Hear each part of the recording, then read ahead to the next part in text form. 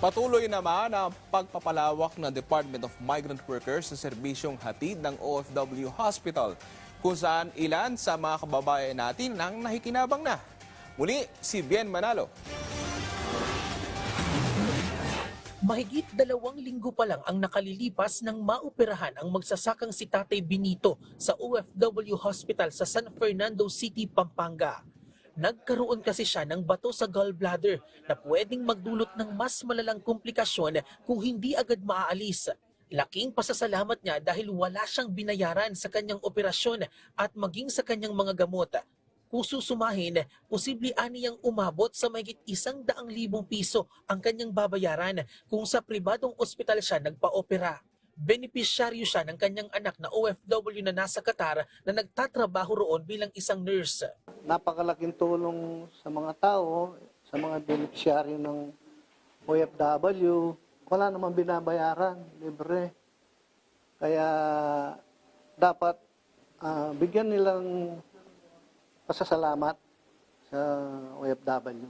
Alinsunod na rin sa direktiba ni Pangulong Ferdinand R. Marcos Jr. na protektahan ang kapakanan at karapatan ng mga overseas Filipino worker at maging ng kanilang pamilya. Palalawakin pa ng Department of Migrant Workers o DMW ang mga serbisyong hatid ng OFW Hospital.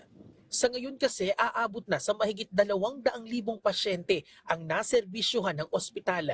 Pinakamarami rito ay sumailalim sa laboratory tests at OPD patients. Coming soon yung Cancer Care Center na groundbreak ni Pangulo last December.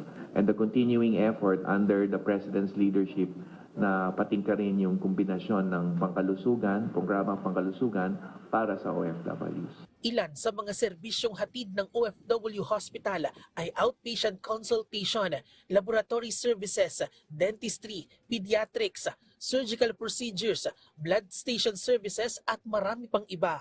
Kasama sa eligibility criteria ang mga OFW, asawa, anak, magulang at kapatid ng OFW at solo parent o guardian ng mga minor de edad na anak ng mga OFW. Currently, we are operating under Level 1 status by the Department of Health. Actually, as we speak, we're just waiting for the inspection team to come. We have already submitted our application for licensing of Level 2 last July 4. Target naman ng DMW na makapagpatayo pa ng OFW Hospital sa iba pang bahagi ng Pilipinas, base na rin sa kautusan ng Pangulo. Bien Manalo para sa Pambansang TV sa Bagong Pilipinas.